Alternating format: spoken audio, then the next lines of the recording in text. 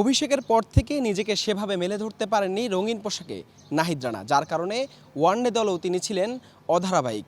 সবশেষ আফগানিস্তানের বিপক্ষে গেল বছর রান খরচা করেও উইকেট শূন্য ছিলেন তিনি। তারপরের ওয়েস্ট ইন্ডিজ সিরিজেই পড়লেন বাদ। তারপর প্রায় 4 মাস পরে প্রত্যাবর্তন। পাকিস্তানের বিপক্ষে ঘরের মাঠে সেই ম্যাচে করলেন বাজিমাত।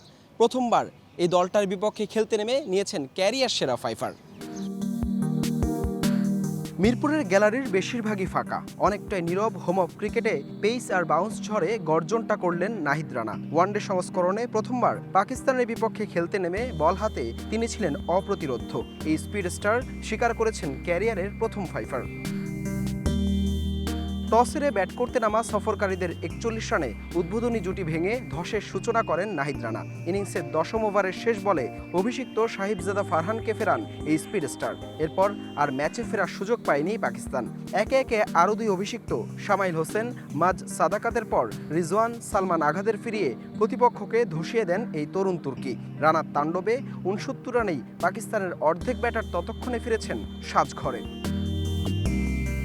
মুস্তাফিজ তাসকিনের সাথে তৃতীয় পেসার হিসেবে সুযোগ পেয়ে 7 ওভারের স্পেলে মাত্র 24 রান খরচায় নেন 5 উইকেট।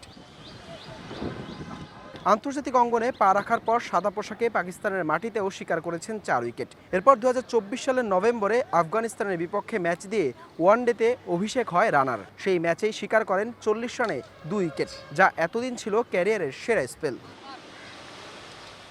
এই ফরম্যাটে প্রথম 5 ম্যাচ মিলিয়ে সর্বসাকুল্যে ছিল 5 উইকেট। সব মিলে এবার ঘরের মাঠে ম্যাজিক্যাল স্পেলে ফেরার গল্পটা স্মরণীয় করে রাখলেন এই গতি তারকা।